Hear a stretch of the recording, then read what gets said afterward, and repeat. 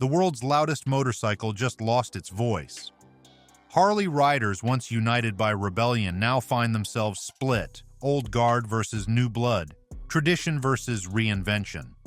If you ride, this divide reaches straight into your garage. Is your patch still part of the tribe, or just another logo? The spark wasn't a new engine or model. It was a sentence from the CEO that promised unity and delivered doubt. Stick with me, because I'll expose that line, the fracture it opened, and the next cultural battle that decides whether Harley still belongs to its riders. The detonation. Harley's house did not crack. It split down the middle overnight. Riders who had treated the bar and shield as sacred suddenly found themselves staring at headlines that suggested the brand they loved was drifting away from them. It was not a slow leak of confidence. It was a rupture.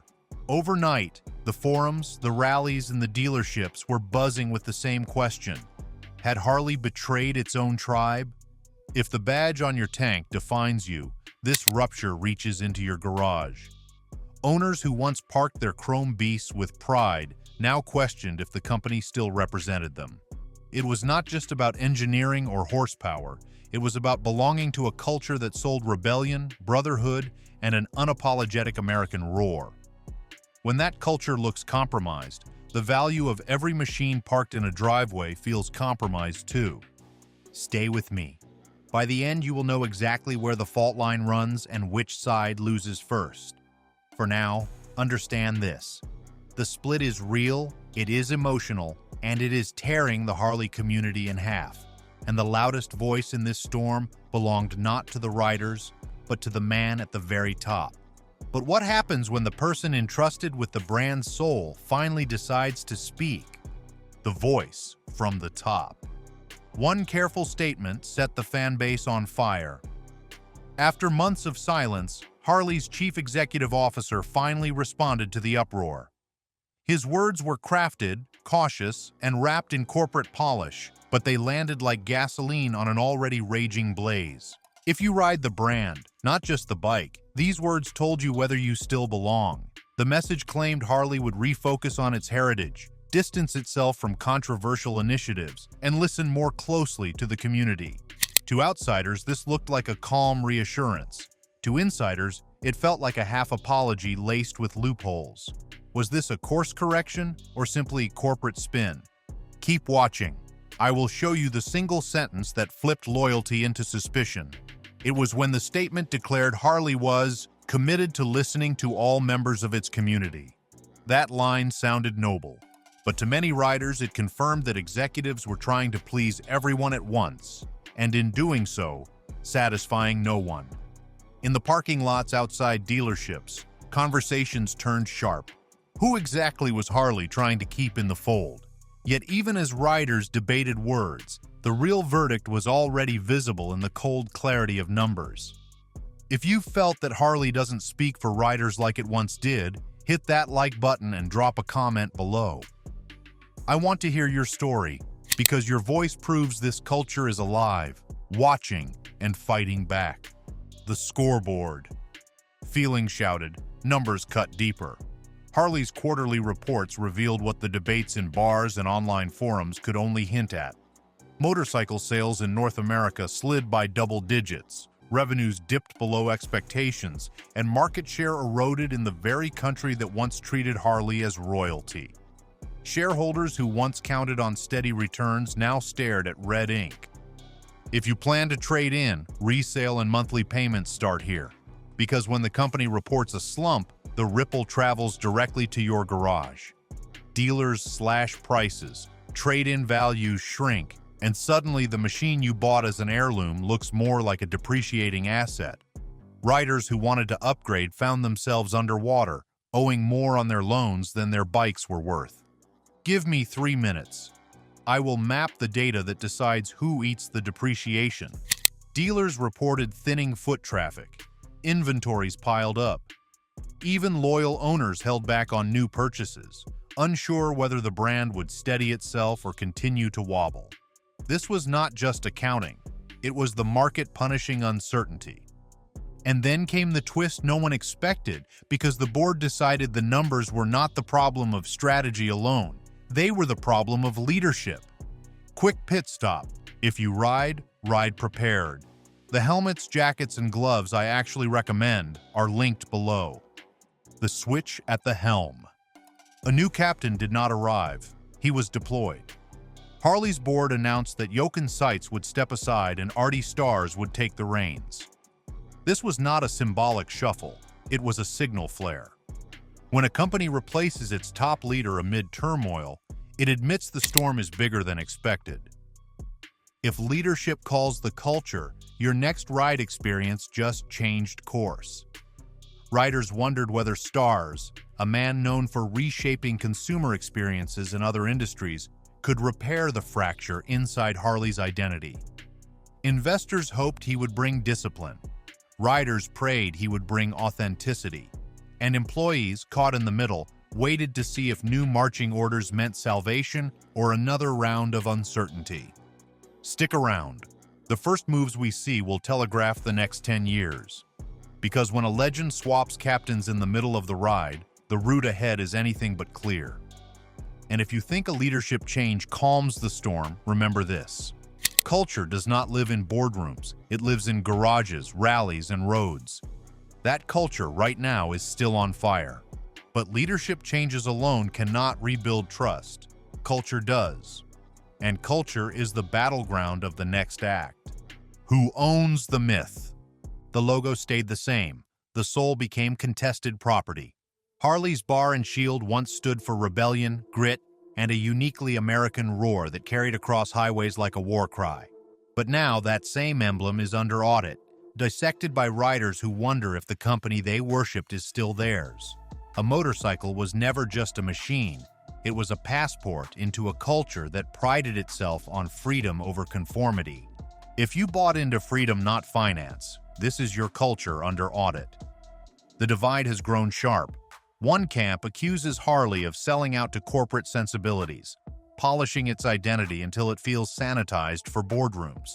The other camp insists that times change and a brand must adapt or risk becoming irrelevant. Both sides cling to the same logo, but they interpret its meaning in opposite ways. Riders do not just argue about horsepower anymore. They argue about heritage, symbolism, and ownership of the myth itself. Next up, I will show you the exact pressure point where image stops selling and riders start leaving. Because when the myth fractures, the tribe looks for another campfire, and rivals are more than ready to welcome them. The fracture is not only cultural but generational. Younger riders often see the logo as outdated marketing, while older riders view it as sacred. This clash deepens the split because instead of uniting under one banner, Harley's fan base risks becoming two separate camps arguing about what the brand truly represents. And that is exactly what happened when competitors opened their doors, not as enemies, but as hosts. The open door, next door. Rivals did not attack, they set out extra chairs. Indian Motorcycles, Triumph, and Royal Enfield did not need to sling mud at Harley. They simply doubled down on authenticity, reliability, and affordability. For riders who felt Harley had become unrecognizable, these brands offered a familiar handshake with no political baggage attached. If you are window shopping alternatives, this is where value, reliability, and pride converge. Indian positioned itself as the guardian of the classic cruiser spirit. Triumph leaned on its retro heritage, wrapping performance in timeless design. Royal Enfield, once dismissed as a budget option, suddenly became an accessible gateway for younger riders who wanted vintage style without a premium price. For the first time in decades, Harley fans walked into dealerships belonging to someone else, and they did not feel like traitors. They felt relieved. Hold tight. I will name the model lanes most likely to siphon your tribe. Indian's Chief and Challenger lines captured the heavyweight cruiser crowd. Triumph's Bonneville range appealed to purists who loved classic lines. And Royal Enfield's Interceptor and Meteor gave newcomers a cheap but soulful alternative. Harley's rivals did not steal riders. Harley handed them over by losing credibility. The most damaging detail is how comfortable defectors feel once they switch. They discover dealerships that are welcoming, service networks that respond quickly, and bikes that deliver consistent performance without the drama. Every positive experience with a rival brand reinforces the idea that leaving Harley was not betrayal but liberation. Yet the competitors were not the only challenge. Even Harley's own future bet turned into a soundless betrayal. The silence where the rumble was. They chased tomorrow and mislaid the sound of today. Harley's push into electrification, symbolized by the Livewire project, promised innovation and green credentials. But what it delivered was a machine without the heartbeat. The growl that once rattled bones was replaced by a faint whir, and the community felt robbed of the ritual that made Harley's iconic.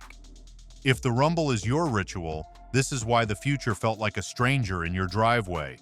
Owners who prided themselves on the visceral shake of a V-twin found no kinship with the sterile hum of electric power. The sticker price made it worse. Nearly $30,000 for a bike that felt alien to tradition. Younger riders barely noticed. Older riders rejected it outright. The Livewire became a symbol not of progress, but of abandonment. Stay with me. I will pinpoint the exact friction that made excitement feel like exile.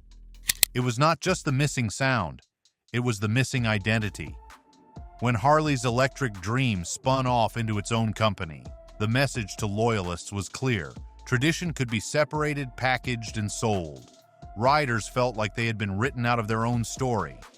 For many, the missing sound carries emotional weight. The rumble was more than noise. It was a ritual that marked beginnings, arrivals, and celebrations. Strip that away, and the ride feels hollow. What was marketed as futuristic progress came across as cultural amnesia, severing riders from traditions they held sacred.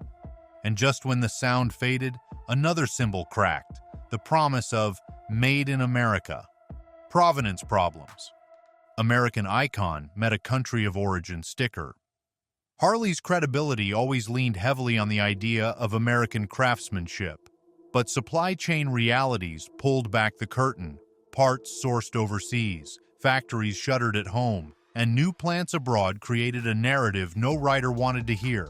Their symbol of American pride was increasingly stamped with foreign ink. If you ride for the flag stitched on your vest, this is the moment your pride got paperwork. Local communities felt the sting when plants closed, workers were laid off, and entire towns lost the hum of engines rolling off assembly lines. For loyalists, the question became haunting. If the company no longer makes its bikes with American hands, is it still Harley-Davidson, or just another corporation chasing cost savings? Up next, I will trace how one supply chain choice ripples into your local dealer's doors. Because when authenticity falters at the factory, it echoes in every showroom. Dealerships once proud of selling American iron now face skeptical customers who ask hard questions before signing contracts. The myth of the American machine does not vanish overnight, but with every offshore shipment, the illusion thins. And that is why the next battlefield is not only cultural or emotional, it is financial, where margins collide with loyalty. Margins versus new blood. Profit asked for upscale. The pipeline asked for entry. Harley's leadership looked at spreadsheets and decided the quickest way to steady profits was to push hard on premium touring models. Those machines, loaded with chrome and technology, carried fat margins. But the very same decision narrowed the gateway for new riders. Entry-level options became scarce, and price tags climbed into territories that younger buyers could not reach. If you are a first-time buyer, this is why the showroom feels out of reach.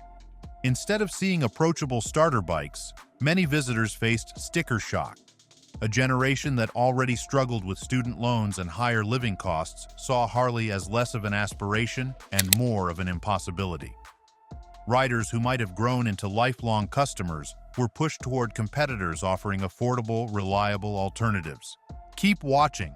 I will reveal the pricing seam that either welcomes you in or locks you out. The irony is sharp. Harley once thrived by being the bike you bought young and kept for life. By moving the goalpost too far upscale, the company risks a hollow future pipeline. Profits today, yes, but an empty showroom tomorrow.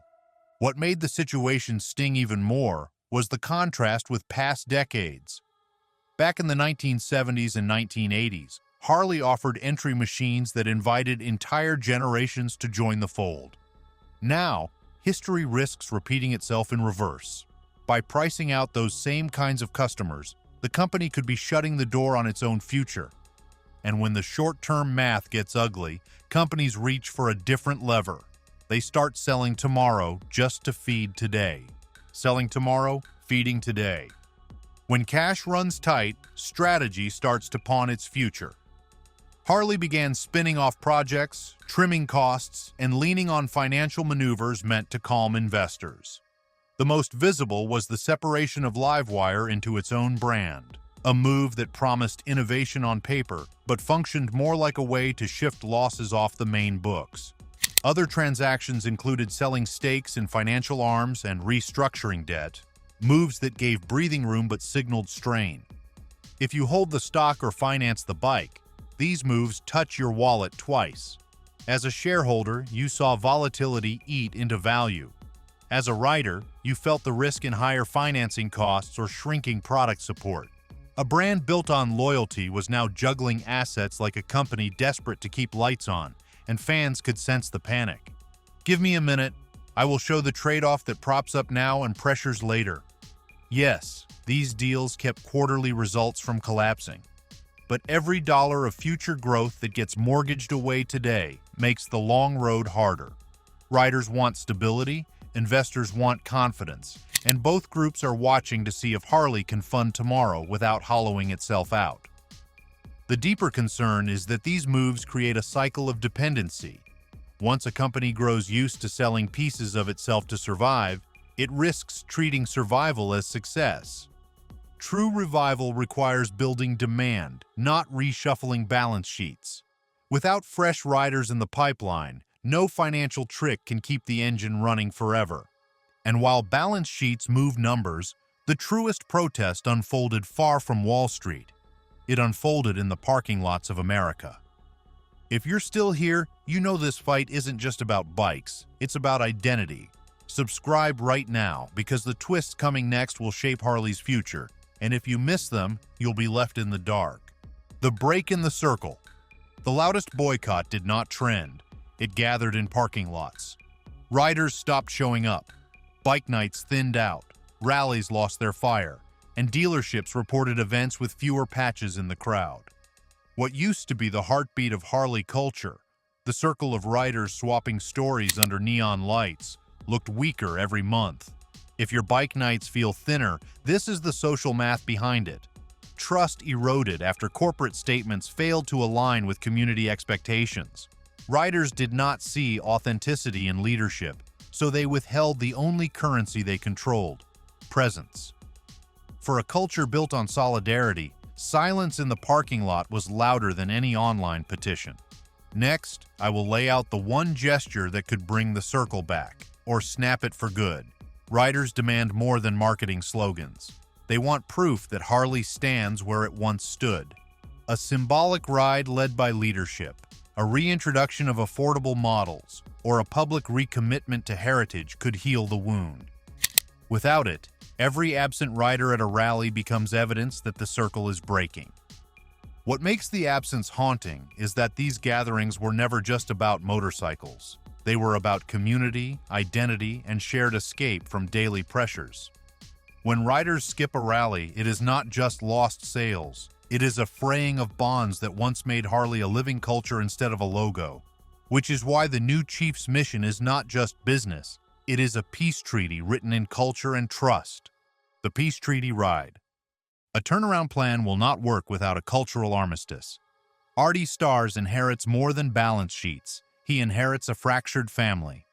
The first 100 days will not be judged on investor calls, but on whether riders feel heard and respected. Symbolic gestures carry weight, but they must be tied to tangible changes that riders can see, touch, and ride. If you want the brand to feel like home again, this is what must change inside the house. Dealers need support to rebuild traffic. Workers need assurances that their craft will not be outsourced without thought. Riders need clarity that heritage is not a bargaining chip for quarterly profits. Stars must demonstrate that he understands the culture he now stewards, not just the numbers he must deliver. Stay close. I will outline the first 100-day signals that prove sincerity. If Stars introduces a credible entry model, launches a genuine rider-first event, and doubles down on American production pride, trust can be rebuilt. Fail to deliver, and the peace treaty collapses before it is signed. Harley's road back is less about engines and more about empathy. The irony is that peace may not come from grand strategies, but from small, authentic gestures. A surprise appearance at a local rally, a handshake with longtime riders, or even a public ride on a classic model could speak louder than polished press releases. Riders trust actions on asphalt far more than promises on paper.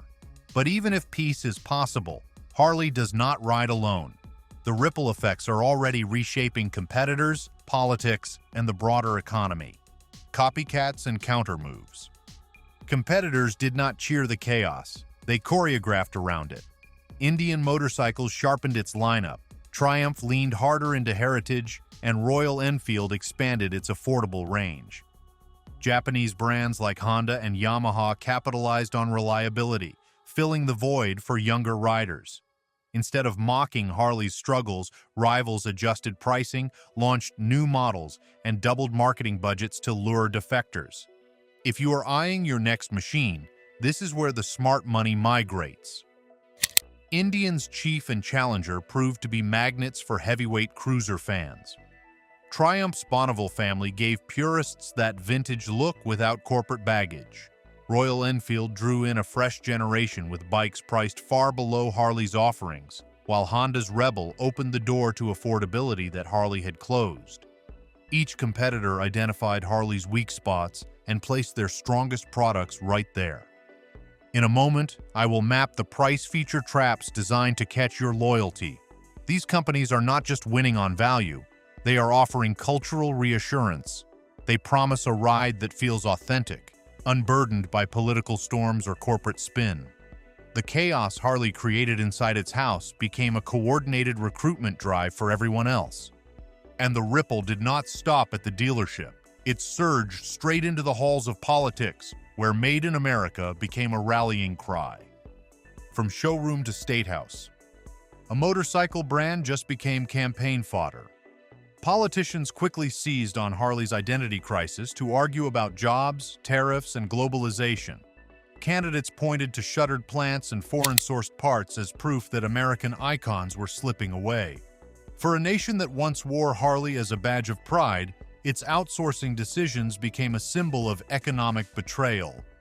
If you care where your bike is built, policy might rewrite your purchase.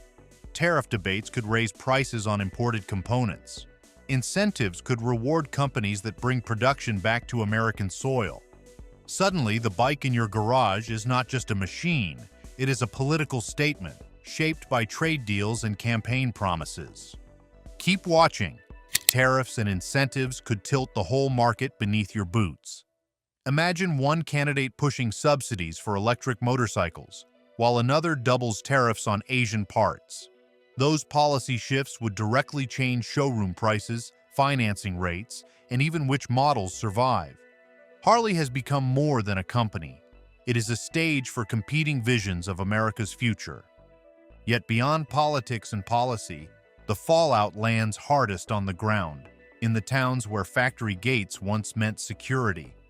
Hands, tools, towns.